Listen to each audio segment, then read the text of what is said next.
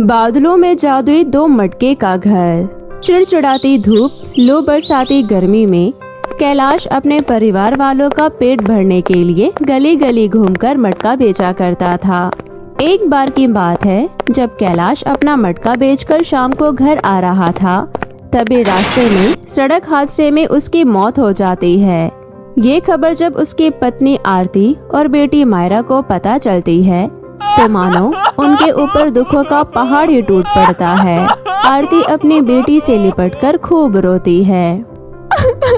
अब हमारा क्या होगा मेरी बच्ची? अब हम सबका ख्याल कौन रखेगा? तुम्हारी दादी का इलाज अब कैसे होगा? आप हम सबको यूं अकेला छोड़कर क्यों चले गए जी? आ जाइए वापस, हम सब आपके बिना नहीं रह सकते। घर में सबका रो रो कर बहुत बुरा हाल हो जाता है।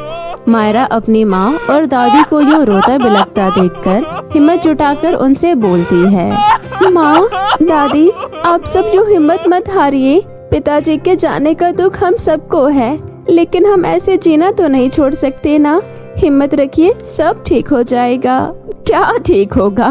मेरा जवान बेटा मेरे जीते जी दुनिया से चला गया। अब हम सबको कमा कर कौन खिलाएगा? अब कौन तेरा ब्याह करवाएगा? हे भगवान, ये क्या हो गया? दादी, मैं हूँ ना। दादी, जमाना बदल चुका है। आजकल लड़कियाँ किसी भी काम में लड़कों से पीछे नहीं हैं। आप सबको फिक्र करने की जरूरत नहीं है। मैं सब ठीक कर दूंगी और देखना, एक दिन मैं साबित करके रहूंगी कि लड़कियां भी अकेले बहुत कुछ कर सकती हैं। पर बेटी, आखिर तो अकेली करेगी क्या? माँ, मैं वही काम करूंगी जो पापा किया करते थे, लेकिन थोड़ा अलग तरीके से। मैं अब गांव में नहीं बल्कि शहर में जाकर मटके बेचूंगी और देखना, शहर में हमें मटके का अच्छा कीमत मिलेगा, जिससे हमारी सारी परेशानी जल्द ही दूर हो जाएगी। ठीक है बेटी, अपना ध्यान रखना। अगले महीने तेरे दादी के पैरों का ऑपरेशन भी करवाना है, तो उससे पहले पैसों का बंदोबस्त कर लेना बेटी। जी माँ, आप सब अपना ध्यान रखना। अब मैं चलती हूँ। आरती अपनी बेटी को जाते वक्त कुछ पैसे देकर उसे विदा करती है।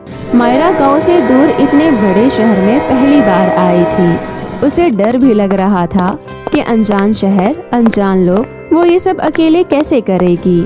लेकिन जब भी उसे डर लगता, वो अपने रोते हुए माँ और दादी का चेहरा मन में याद करती और नई ताकत के साथ, नई जोश के साथ काम की तलाश में बाहर निकलती है। काफी भटकने के बाद उसे एक जगह मटका बनाने का काम मिल जाता है। मायरा को बहुत ही सुंदर सुंदर मटका बनाना आता था। उसने जल्द ही बहुत सारे खूबसूरत खूबसूरत मटके बना दिए। मटका देखकर उसकी मालकिन सुभद्रा काकी कहती है, मटका तो बहुत ही सुंदर है बेटी, लेकिन इस आधुनिक नए युग में मटके का पानी हम गरीब लोगों के सिवा पीता ही कौन है बेटी? बड़ी मुश्किल से तो मैं एक दो मटका बेचकर अपने परिवार का पेट भर पाती हूँ। तुझे कहाँ से पैसे दूंगी? अगर तूने ये सारे मटके बेच दिए, फिर मैं तुझे 1000 रुपए दूंगी, लेकिन ये काम बहुत ही मुश्किल है। मेरे लिए कोई काम मुश्किल नहीं है काकी। आपने मुझे इस अनजान शहर में अपने यहाँ काम दिया, तो मैं अपनी तरफ से पूरी जान लगा दूंगी मटके को बेचने में, और देखना, मैं आपके सारे मटके बेच दूंगी।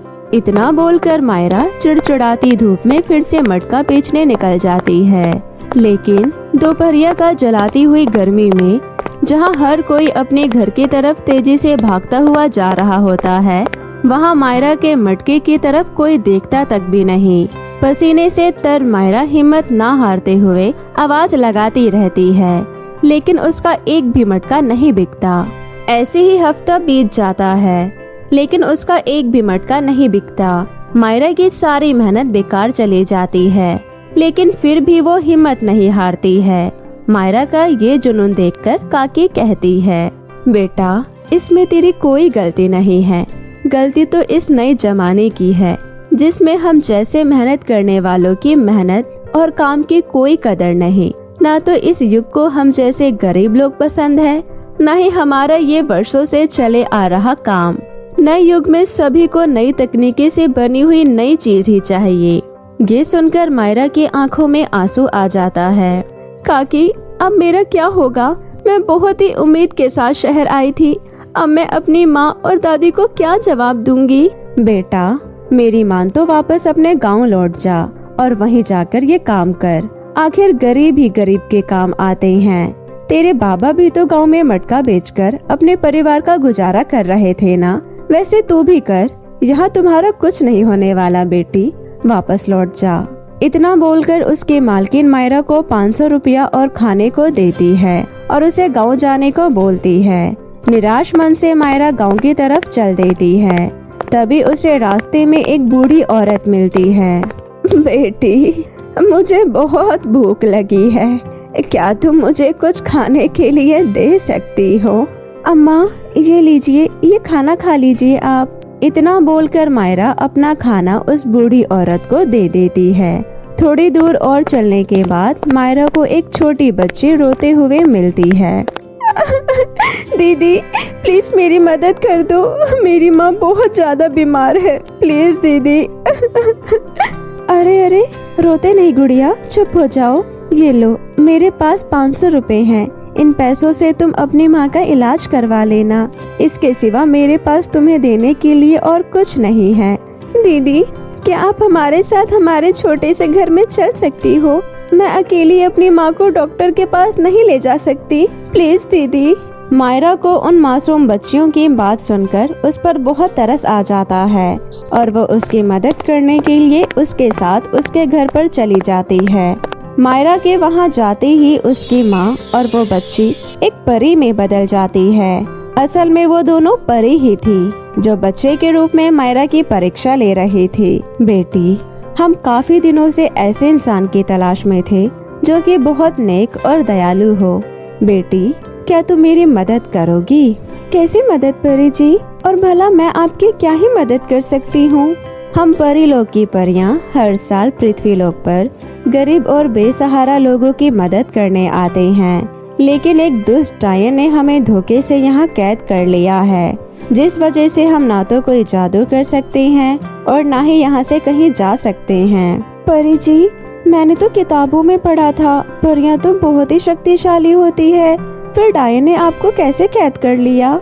मायरा, तुमने बिल्कुल सही पढ़ा है, लेकिन हम परियों की सारी शक्तियाँ हमारे जादुई छड़ी में होती है।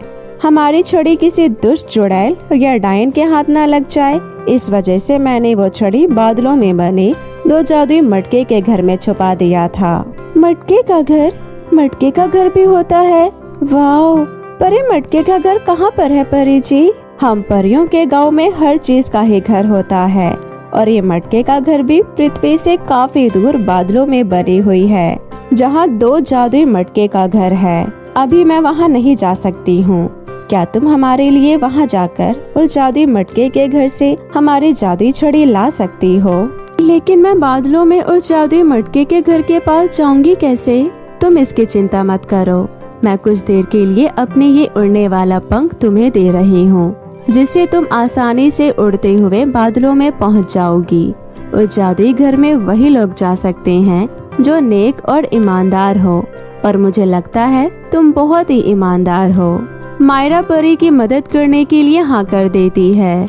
हाँ जरूर, मैं आपके लिए बादलों में जरूर जाऊंगी और वहाँ से आपके लिए जादुई छड़ी लेकर आऊंगी।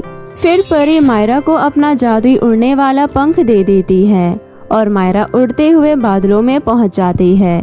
थोड़ी दूर ढूंढने के बाद मायरा जादुई मटके के घर के पास पहुँच जाती है।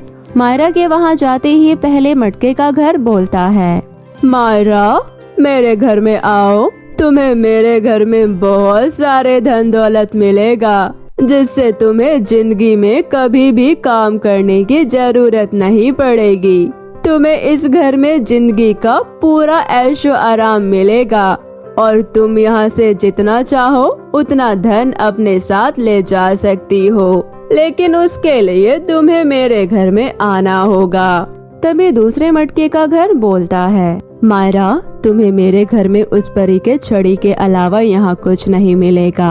अब ये तुम्हारे ऊपर है कि तुम यहाँ से धन ले जाकर अपनी जिंदगी को आसान बनाना चाहोगी या परी से किया हुआ वादा निभाते हुए छड़ी को परी तक पहुँचाओगी। जादुई मटके के घर, माना कि मुझे इस वक्त पैसों की सख्त जरूरत है, लेकिन मैं परियों से किया हुआ वादों को नहीं तोड़ सकती। मैं परी की मदद करना चाहती हूँ, इसलिए मैं दूसरे मटके के घर में जाऊंगी।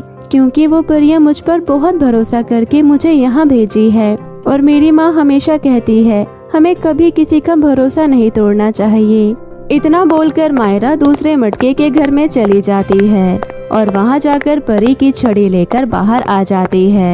मायरा जब वापस जा रही थी तभी पहले मटके का घर बोलती है, मायरा तुम एक बहुत ही ईमानदार लड़की हो। मैं तुम्हारी ईमानदारी से बहुत ही ज्यादा खुश हुई, इसलिए मैं तुम्हें तुम्हारे घर वालों के लिए कुछ उपहार देना चाहती हूँ। इतना बोलकर पहले वाली जादुई मटके का घर मायरा को खूब सारे सोने चांदी के सिक्के देती है, जिसे लेकर मायरा खुशी खुशी परी के पास आती है और वो उन्हें उनकी जादुई छड़ी दे देती है। ये देखकर परी कहती है, सच में मायरा तुम बहुत अच्छी लड़की हो।